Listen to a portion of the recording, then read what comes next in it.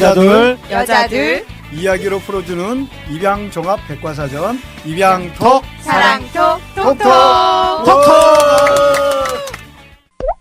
네, 여러분 반갑습니다. 입양톡 사랑톡 톡톡의 달달이 정정조입니다. 인사부터 하고 들어갈까요? 안녕하세요. 옐로마마입니다. 안녕하세요, 윤쌤입니다. 안녕하세요. 급 땜빵으로 진행자로 온 그 김 작가 김지영이라고 합니다. 반갑습니다. 와, 저 주변에 입양에 관심 있어요라는 분들이 막 찾아와서 이제 물어보세요. 그러면 이제 입양이 뭐다? 나는 입양해서 아이를 키우는데 어떤 게 있다고 막 얘기를 해주고 나면 한참 듣다가 근데 입양을 하고 싶은데요.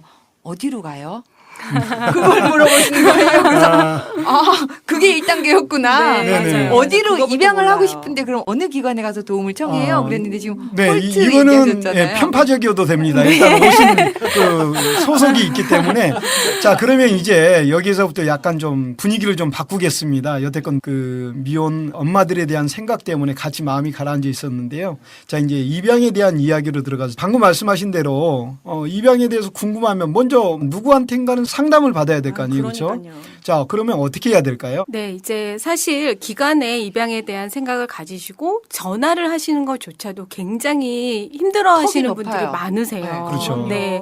그 심정이 어떨까 이제 이해되는 부분이 있기는 해요. 일단 입양에 대한 절차나 진행 과정에 대한 안내를 받으시려면은 저희 홀트 아동복지 홈페이지에도 그런 자격 기준이라든가 절차에 대한 사항들이 간단하게 명시가 되어져 있고요. 네. 또 이제는 전화를 하시면 저희 상담원들이 24시간 전화를 받습니다. 24시간이요? 네, 그래요? 저희가 근무가 없는 토요일이나 공휴일에도 전화를 네. 돌려서 가서 와. 또 왜냐면은 뭐 가족끼리 무슨 회의나 얘기를 하다가 딱 결정을 한 순간에 네네. 막 알아보고 싶은 욕구가 와. 있으실 수 있잖아요. 와, 그렇기 대단하다. 때문에 예, 뭐 사실 뭐 방문 상담까지는 좀 어려울 수 있어도 전화 상담은? 언제든지 저 가능하십니다. 입양에 관심 있는데 뭐뭐뭐 준비해야 되고 네. 이거 물을 때 언제든지 전화 전화 상담 가능하십니다. 대안도 되겠죠 아마. 말씀 들으니까 와이프하고 입양을 하기로 하고 네. 집사람 마음 바뀔까봐 빨리 그 다음 날 바로 제가 그 산 속에 살았는데 시골에 바로 그냥 가까운 시내로 나갔거든요. 근데 문이 잠겨 있는 거예요. 아. 근데 네. 그때 마음이 어떤 마음이었냐면 막 떨리는 거예요. 그렇죠. 나는 이미 결심을 했는데도 아 이거 굉장히 복잡한 생각이 많이 드는 거예요. 그래서 그 다음 날 또 가는데 나중에 알아보니까 출장을 가 있었던 거예요. 이제 지방에 조그마한 사무실이라. 그래서 제가 부산까지 간 거잖아요. 정말요? 네. 진짜 열심히. 그래서 부산을 갔는데 부산 가서도 미리 전화 통화를 했거든요. 그래서 네, 분명히 네. 만날 나 간다. 건데 전화 통화하고 만날 거라는 걸 알고 있음에도 불구하고 또 생각이 굉장히 복잡해져요. 내가 혹시 얘기하다가 돌아서지 않을까 나에 그런 대한. 마음들. 맞아, 맞아. 내가 맞아요. 스스로 결심은 섰다라고 얘기는 하는데도 맞아. 이게 너무 중요한 문제라. 네. 네. 그래서 맞아요. 어쨌든 딱 만나는데 만나는 순간 그 범민이 샥 없어지는 거예요. 아, 그래요? 네. 만나는 순간? 왜냐면 사람이 만나는 이제 순간? 얼굴까지 봤는데 어떻게 안 하겠다 그래 이제. 때문에. 자, 상담해서 그러면, 그랬는데. 그러면 중요한 것 같아요. 여러분들 네. 혹시 입양에 대한 생각이 있으면 일단은 전화는 24시간 열려 있다고 합니다. 일단 전화로 한번 먼저 상담을 받아보시고 현장에 가서 얼굴을 보시면 그다음에 샥 사라진다고 하니까. 아유, 저는 안 네. 사라졌어요. 아, 그래요? 저는 안 사라졌어요. 저도 상담 인터뷰하고 나서도 네. 서류 내고 얼마나 하면서도 내 뭐 스스로 이런 거. 정말 나 이러다가 중간에 내가 틀 것 같은 그런 정말 그러니까요. 애를 받아와서 내가 끝까지 책임진다는 거를 내가 감수할 수 있을까 저에 대한 의심이 저는 사실 끊임없이 있긴 아니, 있었어요. 근데 그건 뭐냐면 우리가 입양을 하기 전에 입양 부모들이 가장 많이 하는 고민이 친자가 있는 경우는 네. 내가 얘처럼 제 아이를 사랑할 수 있을까에 대한 맞아요. 두려움이거든요. 차별하지 맞아요. 않고. 네. 네. 근데 그것은 걔를 키워보지 않으면 그 마음을 알 수가 없는 네, 거예요. 맞아요. 그래서 그 마음을 알기 전까지는 계속 그 고민을 하는 거거든요. 네. 맞아요. 이게 똑같은 거라는 얘기죠. 네. 그리고 어쩔 수 없는. 아예 처음인 경우에는 뭘 물어봐야 될지도 사실은 몰라요. 맞아요. 그리고 네네, 저는요. 그렇죠. 그 입양해야지 그래 신랑하고 얘기하고 진짜 비장한 각오로 컴퓨터를 딱 켰어요. 입양. 예, 입양 이렇게 쳤잖아요. 강아지 입양. 그러면 뭐 그런 거 막 다 나오고 뭐가 관련 기관이 나오는데 여기가 입양을 홍보하는 기관인지 입양을 해주는 기기관인지 그게 아니면 구별이 안 돼. 네, 뭐 사후 관리를 하는 기관인지 전혀 모르겠는 맞아, 거예요. 맞다. 오늘은 맞다. 홀트가 나오셨으니까 그냥 홀트라고 홀트로 하면 된다. 아니요. 아니, 그리고 근데- 잠깐만 홀트 동방에서 이제 입양을 하신 분들이 계시고 지금 아까 대한 저는 저는- 동방이에요. 저는 동방 대한. 그다음에 동방 사회복지회. 그럼 아, 그 세 네. 가지 기관만 지금 현재 국내 입양을 진행하고 아니요, 있는 거예요? 그렇지 않고요. 예. 홀트 동방대안은 국내 입양과 국외 입양을 아. 할 수 있는 입양 예, 전문 네, 기관이라고 입양 봐요. 전문 기관이고. 기관이고 보건복지부 장관의 허가를 아. 받는 기관이에요. 네. 그렇게 하고 이제 저희가 홀트에는 9개의 네. 지부가 네. 있고요. 대안이나 동방에는 5개의 지부가 있어요. 네. 그래서 네. 이제 가까운 곳을 네. 예, 이용을 하시면 되고 이 외에 시군구의 승인으로 할 수 있는 기관이 또 5군데가 있습니다.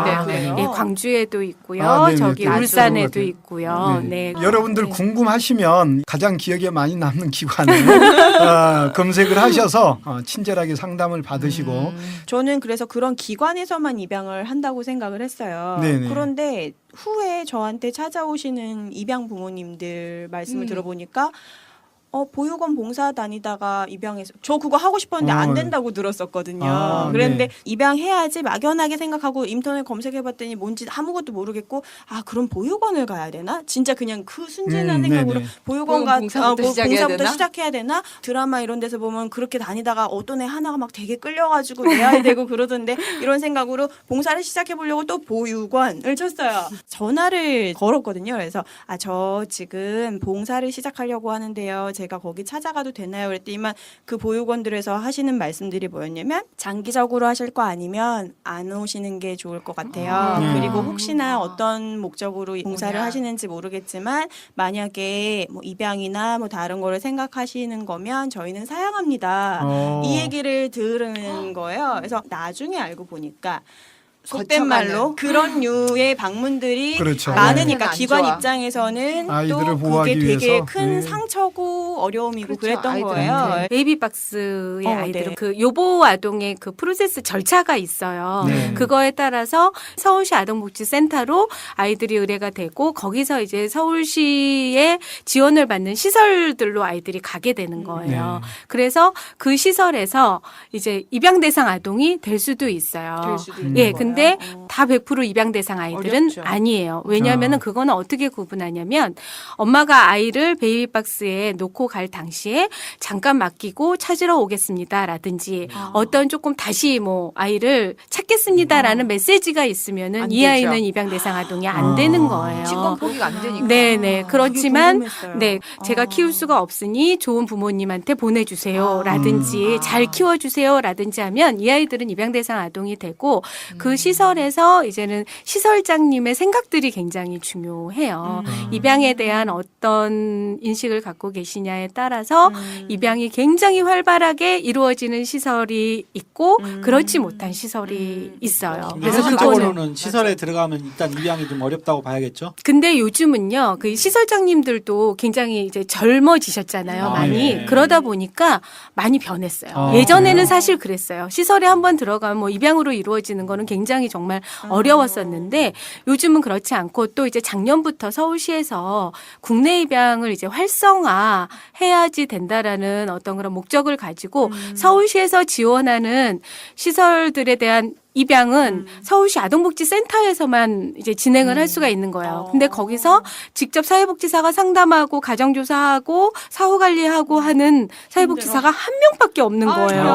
아유, 그러다 애들은 보니까 많은데. 네 시에 한 이렇게 명이요? 시에 한 명? 네, 서울시에 한 명밖에 없는 거예요. 그러다 보니까 이제는 입양을 신청하시는 분들은 많은데 감당이 안 계속 되는 거죠. 기다려야죠. 그래서 홀트, 대한, 동방, 성가정 아, 네. 입양까지 이제 국내 입양 활성화를 목적으로 두고서 업무 협의를 하는 거죠. 그래서 올해부터요? 각 작년부터요. 작년부터. 예, 각 이제 시설과 각 기관이 연계를 해서 뭐 양부모님들 중에 조금 연령이 있는 아이를 원한다든가 뭐 시설에 있는 아이를 하고 싶어요라고 말씀을 하시면 저희가 시설하고 연계를 할 수가 있게 됐어요. 아. 그래서 시설의 아동도 입양 기관을 통해서도 입양이 가능하게 됐습니다. 아 근데 저 들었던 이야기 중에 홀트가 여러 가지 지부가 있다 그랬잖아요. 네네. 전국에 대구를 가면 입양이 빨리 되고 서울을 가면 더 오래 기다리고 아. 이런 거 있나요? 연계가 아. 되어 있지 않아요? 네, 아이는 저희가 전국적으로 다 이제는 연계를 해서 같이 이제는 아이에 대한 네. 선별은 하고요. 그거는 왜 그러냐면요. 서울은 아무래도 인구가 많으시잖아요. 네. 그리고 또 입양에 대한 인식들이 조금 더 지방보다는 깨어져 개방적이어서. 있고 아. 개방적인 경우들이 많을 수밖에 없어요. 네. 그러다 보니까 서울에는 대기하고 계신 가정이 지방사무소보다는 많아요. 아이고 네. 잘못 예. 생각했어요. 제가 지방 사람인데 네. 저는 서울에 가면 아이가 더 많아서 아니에요. 아이를 빨리 만날 수 있을 거란 생각에 그 먼 거리를 운전하고 서울로 갔는데 갔는데? 완전 반대로 아. 생각하고 네, 네. 아유, 레아를 늦게 만난 전국 이유가 내- 있었어. 전국 네트워크로 해서 네네. 어디에서 신청을 하든 빨리빨리 이게 그러니까 좀 빨리빨리라는 이상한 표현이지만, 얘기가 네. 여아를 많이 선호하시잖아요. 아, 80% 가까이 여자아이를 지금 원하시죠. 80이에요? 오. 네. 근데 기간에 의뢰되는 아이들의 성비는 거의 반반이겠죠. 비슷해요. 네. 조금 더 남자아이가 웃도는 해가 더 많아요. 아, 근데 지금. 그 중에서도 이제 우리한테 의뢰되는 아이들이 100% 다 국내 입양을 갈 수 있는 아이들이냐. 안 그런 경우들이 있죠. 좀 의료적인 뭐 건강상의 이유가 있을 수도 있고 뭐 배경상의 이유가 네. 있을 수도 있고 그러다 보니까 그 반중에 또 국내 입양 아이는 선별을 해야지 되잖아요. 어. 줄어드는 거죠. 네. 그러다 보니까 기회가. 여자아이를 원하시는 분들은 오래 계속해서 기다려요. 오래 기다리실 수밖에 없고 저희 홀트는 서울을 기준으로 봤을 때 지금이라도 남자아이는 빨리 진행하실 수 있으세요. 지금도 너무 건강하고 예쁜 아이들이 제가 보기에 참 안타까워요. 아, 얘 아. 좋은 가정 갔으면 좋겠는데. 입양에 대한 네. 편견 중에 하나가 1990년대 그때만 해도 남자아이를 더 남자아이. 선호했는데 입양해서 네. 어느 순간부터 이유가 그러니까 있죠. 여자 왜냐하면은 예전에는 비밀 입양이 많았잖아요. 그러다 보니까 그리고 그 비밀 입양이라는 거는 뭐냐면은 어떤 그 혈통주의 때문에 가게 승계 가게 가게 의 승계. 목적의 음. 입양이 많았죠. 그래서 아들. 예, 그래서 아들을 많이 했었던 거고 네. 지금은 입양이 공개로 바뀌면서 뭔가 이제는 딸에 대한 조금 이런 환상들이 있으시잖아요. 그러니까 저- 입양이 네, 아니라 저 로망 일반 남들이라고. 예. 네. 그러다 보니까 또 어떤 키우는 재미 그리고 또 음. 딸을 입양하시는 이유에 대해서 제가 이제 예전에 뭐 2000년대 중반 이런 때 여쭤보면은 어느 정도 부모로서의 의무나 역할이 결혼을 하면 조금 정결되어진다라는 아. 이제 느낌이 있으신 거예요. 네. 그렇지만 아들은 뭔가 모르게 끝까지 아. 가야지 된다라는 인식이 있으신 거죠. 이것도 굉장히 끝까지 내 나도 요즘 아, 그러면 네. 대기하는 기간이라고 해야 될까요? 네. 아들을 신청하면 그 시작에서부터 얼마 정도가 평균 걸리고 딸은 또 어느 정도가 걸리는지. 딸은 저희가 그냥 뭐 한 1년 내외로 이제 계획을 하십시오라고 말씀을 드리고요. 그렇지만 네네. 저희가 뭐 이번 신청한 가정이 이 가정이니까 이 다음에 들어오는 애 이 가정 이렇게 선별은 할 수는 절대로 아, 없기 때문에 네네. 그 부분은 그렇죠. 그냥 대략적인 평균적인 거를 보편적으로? 말씀을 네네, 드리는 그렇죠. 거고요. 네. 저희가 이제는 상담도 하고 아이도 보고 진행하다 보면은 저희도 이제 조금 이제 느낌이라는 게 아. 예, 있어요. 네. 그래서 뭐 이제 이 가정이 아직 조금 순서는 안 됐지만 왠지 이 아이를 보니까 맞아. 이 가정하고 잘 아. 맞을 것 같아. 제가 라는 빨리 한 이유가 있어요. 생각이 들면 네. 예, 그렇게 매칭을 하다 보니까 평균적인 거는 뭐 여자애는 그냥 1년입니다라고 하는데 조금 빨라지실 수도 있고 또 뭐 늦어지실 수 네, 있는 늦어질 상황들이 수도 있을 있고. 수도 있고요. 네. 남자아이 같은 경우는 제가 이제 최근에 진행을 하고 있는 케이스가 있는데 이분들은 정말 입양에 대해서 너무너무 고민을 많이 하셨고 주변의 입양 가정하고 많이 소통을 하신 가정이세요. 그래서 이미 모든 걸 다 준비가 되셔서 오셨더라고요. 그러다 보니까 서류도 이제는 복잡하지만 사실 뭐 한 며칠 딱 맘잡고 하면 할 수 있는 거거든요. 아, 그래요? 그래서 네. 이제 서류도 굉장히 빨리 해갖고 오셨어요. 오. 벌써 교육도 5월 말에 정보 상담을 하고 가셨는데 그 다음 달 바로 한 뭐 5일 정도 되니까 5일? 우편물이 온 부모교육. 거예요. 네. 신청서랑 같이. 그래서 또 오늘 저희가 교육이 있거든요. 오늘 교육에도 오신 거예요. 근데 남자아이를 원하세요. 네. 그래서 이 가정은 특별하게 빨리 진행을 하려고 해요. 그래서 이 가정 같은 경우는 사실 아이를 데리고 가시는 시점이냐 또 이제 판결이 나서 입양이 그렇죠. 완료되는 네, 시점이냐의 그렇죠. 기간은 굉장히 또 달라지게 그렇죠. 되는 네. 부분이 있는데 오늘도, 아이를 오늘도 입양 교육 하고 오셨어요? 네. 한 가지 검증 하나 해야겠는데. 네. 그때 그 홀트에서 제 책 예비 입양 부모들한테 아유 정말 필독서라고 이렇게 선전해 주기로 했는데 하셨어요? 오늘? 그럼요. 저는 상담하면서도 야. 늘 얘기하고 있습니다. 아, 그 오늘 갑자기 깨알 광고. 회장님 뭐 간식 같은 거 자, 그러면 입양을 하는 부모님들이 아까 전화를 해서 상담을 먼저 한다고 했잖아요. 네. 그 다음 스텝이 어떻게 되나요? 네, 이제는 사실 대면해서 하는 게 이제 네. 많은 궁금증들도 네, 네. 제대로 저희가 또 전달을 맞아요. 할 수도 있고 맞아요. 사실 전화나 이런 거는 조금 이제 전달이 네. 전달력이 좀 떨어질 수 있기 있으니까. 때문에 네. 그렇게 직접 내방하셔서 상담을 해주시는 게 가장 좋은 방법이고요. 네. 그렇지만 여러 가지 여건상 그게 안 된다 하면은요, 저희가 메일로도 예비 양부모들이 준비돼야 될 상황, 법적인 절차, 서류 목록, 뭐 이런 것까지 다 보내드려요. 아, 제가 문서나 전화로 들을 땐 감이 안 오고 네네. 괜히 복잡하게만 느껴졌다가 딱 홀트에 가서 상담을 하고 나니까 네. 이해가 다 되는 거예요. 그렇죠. 그러니까 음. 상담을 직접 가시기를 권장해 네. 드리고 싶어요. 왜냐면 일단 이게 왜 대면에서 필요해요? 해야 되죠. 예, 이 기분 나쁘실 수도 있고 번거롭게 느껴지실 수 있지만 이러한 것 때문에 필요해요. 필요해요라고 듣고 보면 이해가 안 가는 부분이 하나도 없어요. 아, 꼭 필요해요. 그렇구나. 예. 이렇게 자식을 낳는 일인데 당연히 그렇죠. 그러죠. 예, 예, 그렇죠. 일단 제가 자격부터 네. 조금 간단하게 입양부모 먼저 자격. 네, 말씀을 드릴게요. 저희는 통과한 거거든요. 네. 아, 그렇죠. 그 입양 특례법에 이제 양부모 되실 분들의 자격 요건들이 나와 있고요. 사실 자격 요건들을 보면은 굉장히 어려운 거는 없으세요. 처음으로 나와 있는 게 양자를 양육하기에 충분한 재산이 있을 것. 굉장히 모호하죠. 모호하죠. 예, 제가 요거는 조금 이따 설명을 드리고요. 네. 그리고 두 번째는 뭐 심신이 건강하시면은 돼요. 심신. 네, 마음과 몸과 다 건강하시면 되고 또 이것도 이제 경제적인 것과 이제 연계가 돼 있는 건데 직업, 청소년 뭐 유해 업종이라든지 아. 그런 거에 있을 종사하시면은 수 음. 안 되고. 되세요. 아, 그렇구나. 네, 네. 예를 직업이 들어서 아니고. 제가 작년 겨울에 했던 뭐 택시라든지 택시는 유해 업종 네. 아닙니다. 그전에 했던 그 목수라든지 목수. 아, 전혀 좋죠. 아닙니다. 노가다 목수라든지 네, 관계 네. 없습니까? 그럼요. 한번더 네. 네, 그래서 이제는 자격 요건은 요 정도인데 이게 아까 이제 말씀드린 대로 경제적으로 충분할 것이라는 게 도대체 어떻게 애매해요. 해석을 해야지 되냐. 근데 사실 저희도 뭐 자산이 얼마 이상 딱 이렇게 돼 있는 거는 아니어서 말씀드리기는 어려운데 아.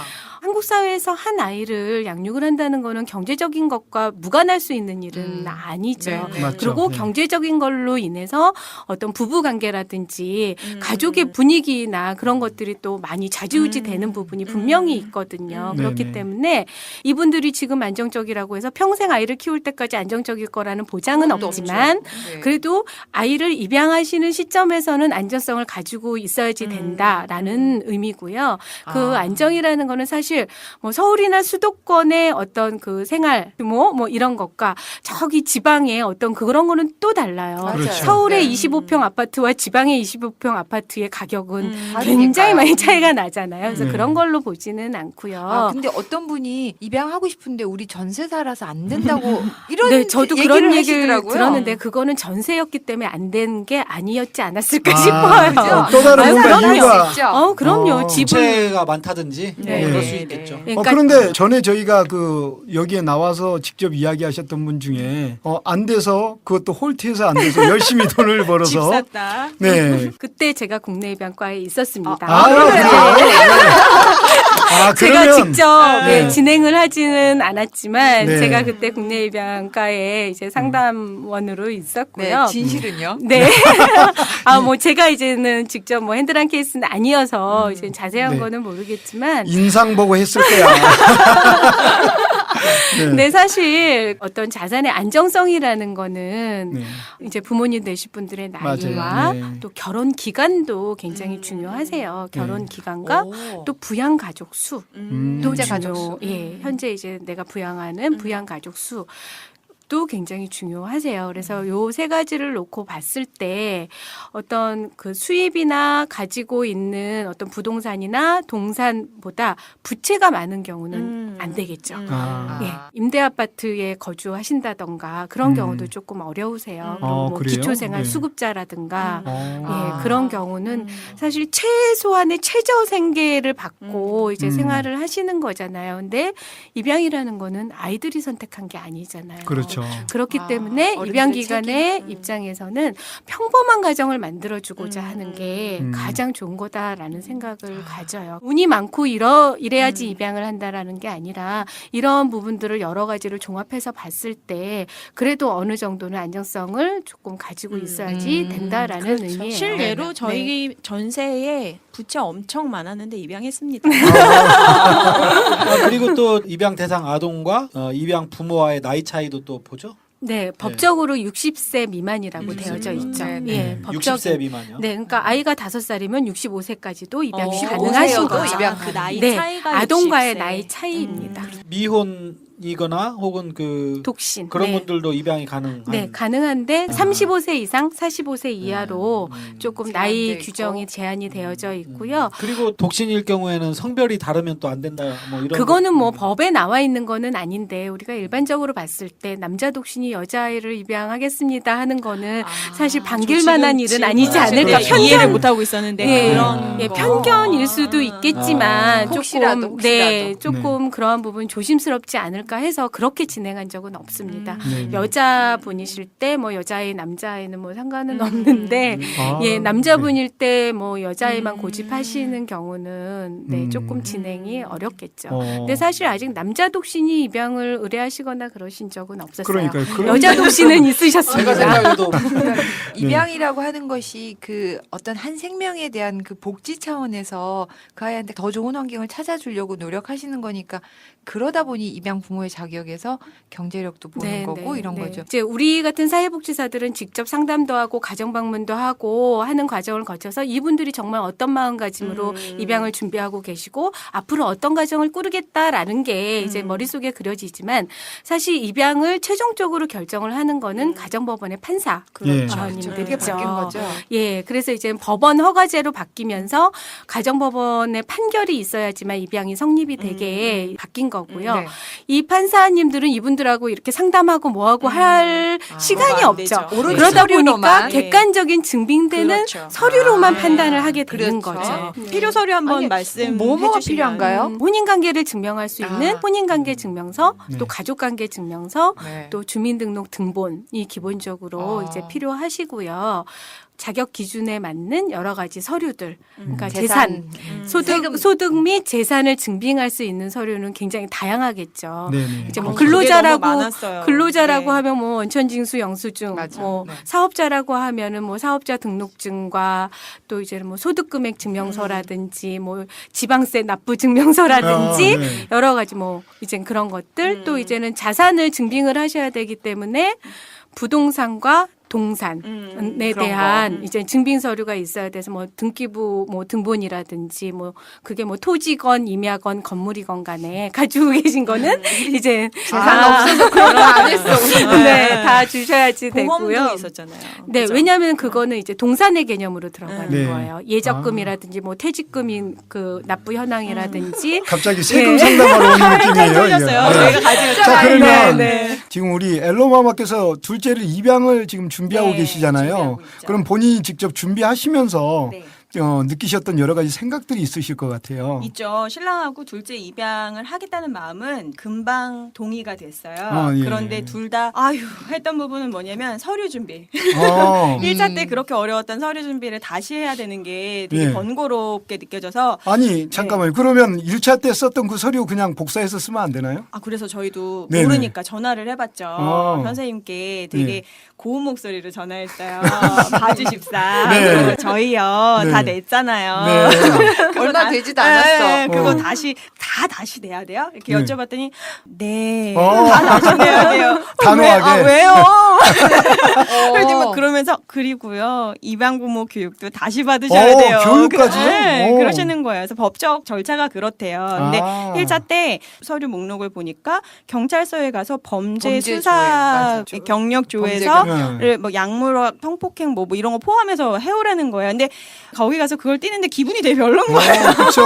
경찰서를 내가 들어가는 것 자체가 성실하게 살아왔던 사람으로서 조금 불편했고 또 지난 5년 동안 먹었던 약 리스트, 아, 맞아. 병원 오, 다녔던 병원 약까지. 기록 뭐 이런 거를 다 내야 된다고 하니까 정말 뭐가 나의 영혼이 막 탈탈 털리는 것 같은 그런 맞아. 기분인 거예요. 그 범죄 수사 경력 조회라는 중요하죠. 거 맞아요. 일생 살면서 그거를 안 띄어보고 살 확률이 많은데 이제 저희가 입양 부모님들께 요청하는 경우는 그 아동과 관련된 어떤 안 좋은 그런 범죄 사실이 있는 경우를 그렇죠. 이제 선별하기 위한 부분이고요. 그렇다라고 하면은 어떠한 부분이 속하냐? 성매매나 성매수나 이제 네. 성과 관련된 그리고 폭력. 아동 학대. 아, 폭력은 아동 아니에요. 학대. 아동 학대. 예, 아동 학대와 관련된 범죄 수사 기록이 있는지의 유무를 아는 거고요.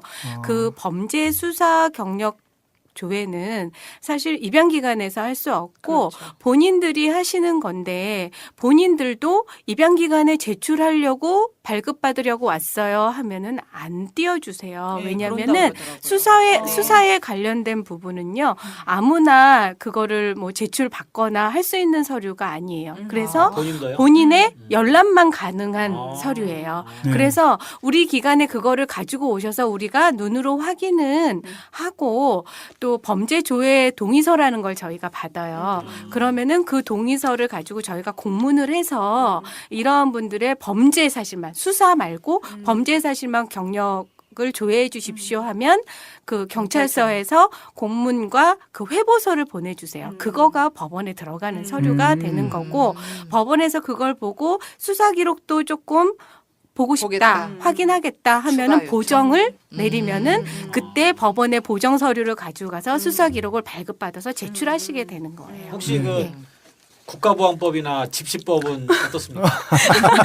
좀 너무 어려운 법이어서 제가 네. 정확하게 모르겠는데요. 경제 쪽으로 좀 고의부도를 내고 도망갔다가 왔다. 경제 그런 사법? 것까지 저희가 뭐 걸르기는 어렵고요. 이제 법에 안 되는 경우는 아까 말씀드린 대로 아동 학대나 성과 관련된 그렇죠. 어떤 범죄 수사 기록. 아동이나, 예. 예. 근데 저희가 어떤 경우가 있었냐면은 젊었을 때 이제 젊은 혈기에 젊은 혈기 이제 폭력 뭐 이런 게 이제는 한 뭐 두세 차례 정도 고 뭐 19살, 20살 뭐 이렇게 있었어요. 근데 뭐 진짜 젊은 혈기에 여러 가지 또 가정 상황 그때 어려웠던 상황들이 있었고 이유가 있었죠. 그런 경우에도 상관없어요. 그리고 이제 아. 폭력이나 교통, 음주 굉장히 많으세요. 음주 단속에 걸린 분들 그것도 안 되는 거예요. 정말 많으신데 안 되지는 않는데요. 뭐 최근에 1년에 뭐 2번, 뭐 해마다 상습적이다. 해마다 그러니까 상습적인 경우에는 판사님들이 판결 안 해줄 확률이 많아요.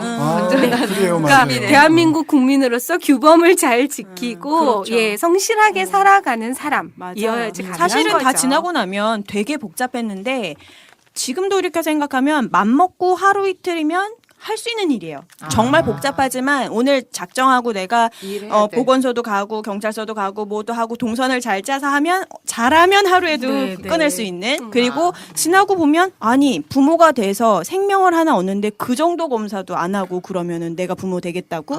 그렇잖아요. 나중에 사건 사고 터지면 얼마나 화살을 많이 받아요. 검사 그렇죠. 안 하고 네. 부모가 그렇죠. 돼서 그냥 입양 그렇죠. 보냈다 이런 걸로 공격은 되게 잘 받는데 그것을 위해서라도 우리가 더 철저하게 사실은 과정은 더 복잡해도 괜찮아요. 그렇죠. 더 복잡하고 더 많은 검사를 거쳐도 제가 지금 생각하기로는 조금 귀찮지만 귀한 생명에 생명을 대한. 얻는 과정 중에 이 정도 검사는 아유 해야지 이런 마음으로 좀 임해주셨으면 아, 네, 하는 맞아요. 다른 네. 근데 저도 마찬가지 생각인데요. 예비 입양 부모의 그 서류 심사는 굉장히 까다로운 게 맞는 것 같아요. 맞아요. 네, 맞아요. 오히려 우리 할 때 제가 10년 전에 우리 할 때는 너무 쉬웠거든요. 그 소린이는 사실은 양자 입적이 아니고 그냥 친자 입적이거든요. 네, 네, 그렇죠. 그것도 옆에 이웃집 아줌마 데리고 가가지고 증인 이 사람이 우리 집 사람이 애 낳는 거 봤어 해가지고 네. 인후보증 그래요? 그게 인후보증이에요. 네. 저도 그 그래서 방법. 네. 지금은 안 되는데 지금은 안 돼요. 그때는 그게 아주 일반적인 입양을 그렇죠. 하면 그렇게 해서 친자로 그냥. 그 소린이는 지금 말만 안 하면 몰라요? 이게 비밀 입양만 잘 지켜지면 네. 그냥 친자예요, 서류상으로는 서류상으로는. 완전히 친자예요. 네. 네. 그렇게 그렇게 되는 할 수 있었죠 예전에. 그렇죠. 예전엔 그렇게 다 했었고 그리고 이제 예전에 어떤 실수나 그러한 것들이 성과 관련되거나 아동에 대해서 학대나 그런 것만 아니라고 한다면 너무 걱정하실 필요는 또 없으실 것 같아요. 네. 지금 동일하게 뭐 계속 재현되고 있거나 그러면 안 되지만 그게 아니다라고 하면 네. 충분히 판사님들이 또 걸러내실 수 있는 네. 그런 상황일 것 같고요. 그 중에서 저를 제일 힘들게 했던 건 IQ 검사, 심리 검사인데 저는 진짜로 두려웠어요. 잘 안 나왔나 보죠? 지능이 딸려서 부모 못 된다고 그럴까 봐. 진짜로 너무너무 어떻게 나 지능 나 지능 딸려갖고 부모 안 되면 이게 너무 창피하잖아요. 다른 이유도 아니고 차라리 돈 없어서 안 된다 그러면 덜 창피한데 머리가 딸려서 안 된다 그러면 너무 창피할 것 같아서 진짜 IQ 검사 하는데 막 손이 막 버들버들 전력을 다하셨군요. 최선에서 막 손으로 막 야, 얼마 나왔어요? 정말 중요한 입양 건 성공했습니다. 중요한 건 상당히 높게 나왔습니다. 네, 그래서 그 말 하고 싶어서 지금 그럼요. 그 말이 중요한 건 아니고 사실은 되게 재밌는 에피소드가 있는데 신랑하고 같이 봤잖아요. 저는 누가 더 잘 당연히 나왔나? 제가 높이 나올 줄 알았죠. 음. 당연히 내가 높지 당연히. 근데 검사 결과 딱 나왔는데 신랑이 3이 높은 거예요. 네. 근데 얼마인데 3위 높았는데요? 안 말해줄 거예요. 100분율로 따지면 그게 얼마나 돼요? 상이 굉장히 높았어요. 오, 네, 네. 뭐 안 보인다고 막 네. 지릅니다 지금. 잘난 체로 나왔다니까. 아니 근데 IQ 낮아서 아니, 안 될 수 있나요? 모르겠어요. 근데 신랑이 3이 높게 나왔는데 그 뒤로 신랑이 자꾸 제가 무슨 일을 할 때마다 똑똑한데 이런데 기분 되게 그 위에서 내려다보듯이 하면서 역시 똑똑해. 막 이러는데 짜증이 그냥 여기서 그냥 확 올라와요. 그런데 제가 복병이라고 생각했던 지능 검사, IQ 검사와 달리 심리 검사에서 이상하게 나온 거예요. 그럴 수 있어요. 깜짝 놀랐어요. 저는 그 심리 검사지를 이렇게 받아보고 음. 사회생활에 문제가 있을 수 있으며 문제가 야기될 경우 성마른 모습을 보일 수 있겠다. 뭐 이런 류의 평가가 나온 거예요. 제가 이렇게 사회생활에서 대단히 장애가 있게 느껴지는 그런 건 류의 아닌데. 분위기는 아니잖아요. 그리고 아니요. 사회 여보세요. 저분 오늘 까칠해. 그런데 전화를 했어요. 이게 선생님 그러니까요 이게 수치상 제가 그러니까 평균 미만인 건가요? 그러니까 사회생활을 못하는 건가요? 저 성격 장애 있어요.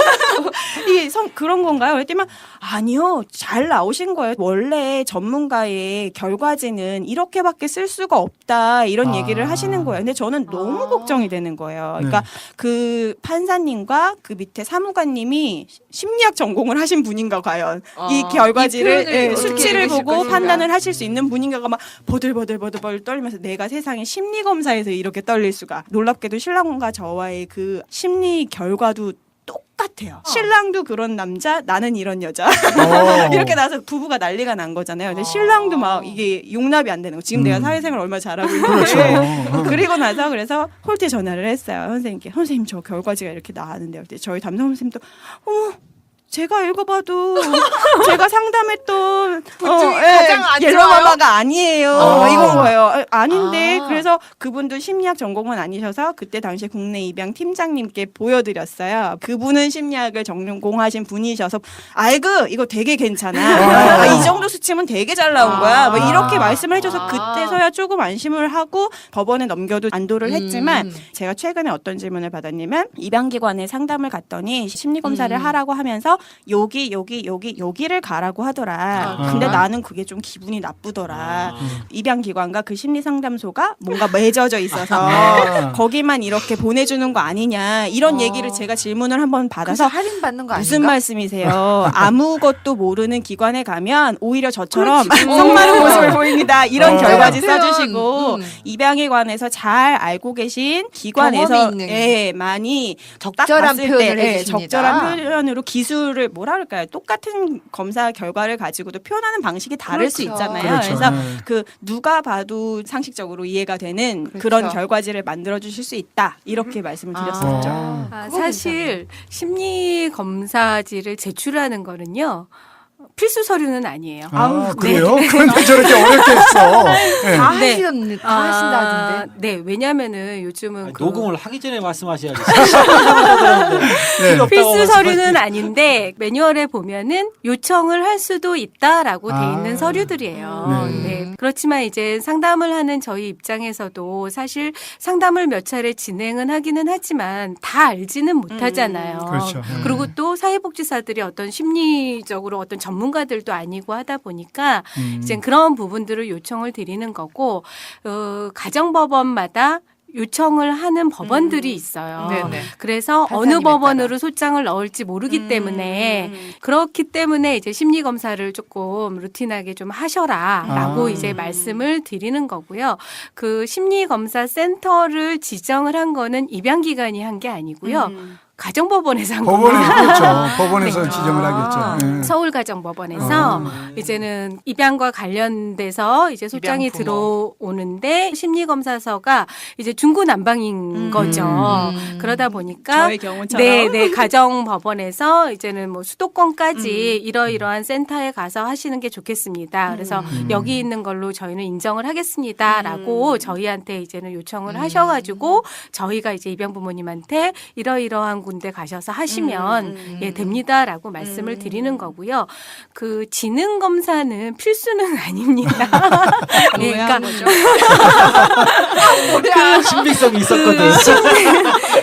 이제 한 7가지 정도의 이제 심리 검사를 대부분 하시게 되는데요. 거기에 이제는 지능을 하시는 경우도 있고 안 하시는 경우도 있는데 저는 좀 놀라운 게 IQ가 굉장히 높으세요. 굉장히 입양 우리 부모들이요? 입양 부모님들이 진짜요? IQ가 너무 높으세요.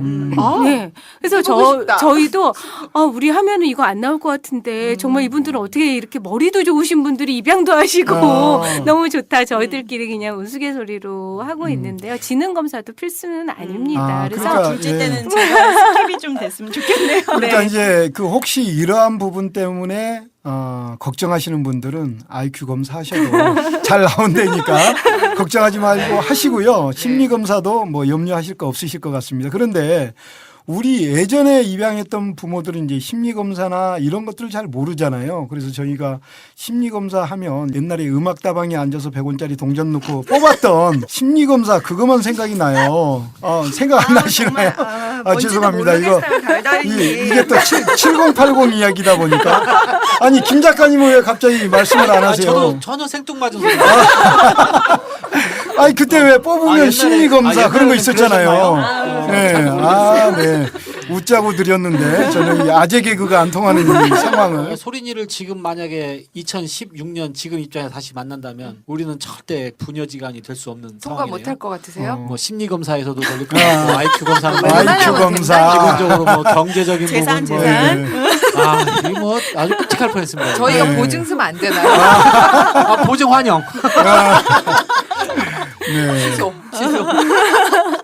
정리를 좀 하겠습니다. 자, 그러면 이제 그런 서류들을 준비해서 이제 제출을 하게 되면 그 다음 절차는 또 어떻게 되는 건가요? 서류를 제출을 하시게 되면은요. 이제는 뭐 서류를 제출하시기 전에 사실 교육을 먼저 받으신 맞아. 분도 있으세요. 예비 입양 부모 교육. 예, 그냥 뭐 입양에 대해서 막연하게 생각했지만 내가 네네. 조금 더 구체적으로 알고 싶다고 해서 신청하지 않은 상태에서 교육 받으시는 거 가능하시거든요. 맞아요. 좋은 것 그래서 같아요. 예, 뭐 그 전에 받으실 수도 있고 아니면 뭐 순서를 밟자면은 신청을 하시고 나서 이제 교육을 받으시게 되죠. 그거는 몇 번이나 받는 건가요? 8시간의 교육이고요. 8시간. 네. 하루 종일. 네, 하루 종일 받으셔서 조금 굉장히 힘드세요. 대부분 기관들이 다 집합 교육을 하는 걸로 알고 있고요. 우리 기관도 네. 마찬가지고요. 그래서 그 교육의 내용에는 꼭 포함이 되어져야 될 것들이 있어요. 책 안내하는 거. 네, 그렇죠. 이 세상의 모든 소리에게라는. 그래서 입양에 대한 이해. 그래서 예. 이제 뭐 입양의 절차라든가 이제 법적인 어떤 의미라든가 네. 또 이제는 뭐 사후 관리를 어떻게 한다든가 하는 네. 여러 가지 그리고 이제는 부모 교육도 받으세요. 육아 교육. 예. 오. 예, 육아 왜냐하면 교육도 이제는 시켜주는군요. 응급시 아이가 네. 이제 응급 상황이 발생했을 때 아. 어떻게 대처해야 되는지 이제 그거 저희는 너무 좋다. 예, 홀트 이제 병원이 있다 보니까 의사 네네. 선생님께서 오셔서 와. 이제 뭐 정상 체온이 뭐고 뭐 이러한 얘기들을 해주시면서 이러이러한 부분이 문제가 될 수 있으니 신생아한테는 그럴 때는 병원을 반드시 이제 신속하게 가셔라라고 아. 해서 그런 양육 교육과 육아에 대한 교육도 그러면 예. 그 8시간이 제가 봐서는 지루하지가 않을 것 같은데요. 네, 저는 굉장히 매번 제가 교육을 하는 입장이기도 하지만 재밌어요. 근데 그러니까. 이제는 예. 교육을 받으시는 분들은 한 공간에 8시간씩 앉아 있다는 저 것 자체가 받았잖아요. 네. 지루해요. 네.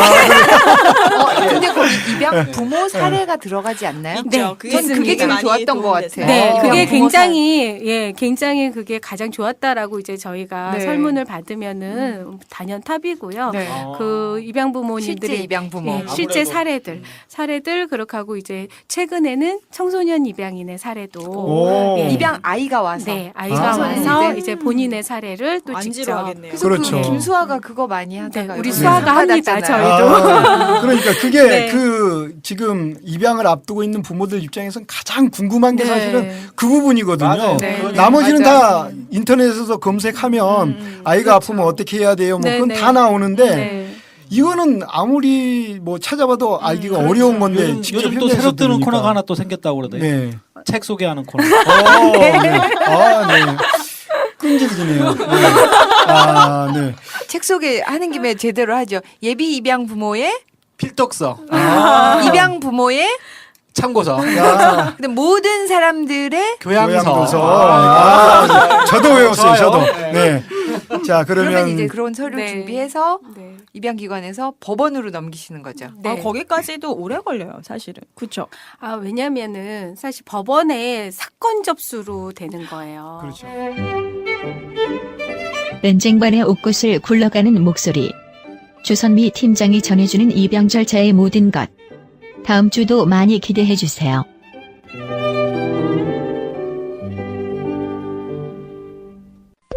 톡톡 최초 업로드가 2016년 5월 4일이다. 국내뿐만 아니라 국제적으로도 유례가 없는 전무후무한 입양 전문 팟캐스트의 출발이었다. 우리는 익히 톡톡이 명성을 날릴 줄 알고 있었지만 이렇게 빠른 시간에 이렇게 많은 사람들의 응원과 성원이 있을 줄을 미처 몰랐다. 게다가 미국, 캐나다에 이어 유럽에 사는 사람들까지 톡톡을 글로벌하게 다운로드하고 있다는 사실은 톡톡의 우뚝한 위상이 심상치 않음을 반증해주는 증거가 되고 있다. 이에 우리 톡톡 운영진은 그 응원과 성원과 후원에 보답하고자 작은 이벤트를 준비했다. 이름하여 100단위 이벤트가 그것이다. 팟빵 톡톡 게시판에 올라오는 댓글 중 100단위 댓글을 쓴 사람을 추적하여 일방적으로 선물을 안겨주고 톡톡 페이스북에 좋아요를 누른 사람들 중 100단위 좋아요의 주인공을 찾아내서 같은 선물을 주기로 결정했다. 선물은 책이다. 예비 입양 가족의 필독서, 입양 가족의 참고서, 비입양 가족의 교양서로 발돋움하고 있는 세상의 모든 소린이에게다. 일금 15,000원짜리다. 대단히 능동적인 댓글 참여를 통해 이벤트 당첨의 행운을 노리시고 책을 받으시라. 그리고 기대하시라. 앞으로 계속 응원과 성원과 후원이 이어지고 커져나가면 더 많은 이벤트와 더 큰 선물을 아낌없이 준비할 예정이다. 참고하시라. 끝이다.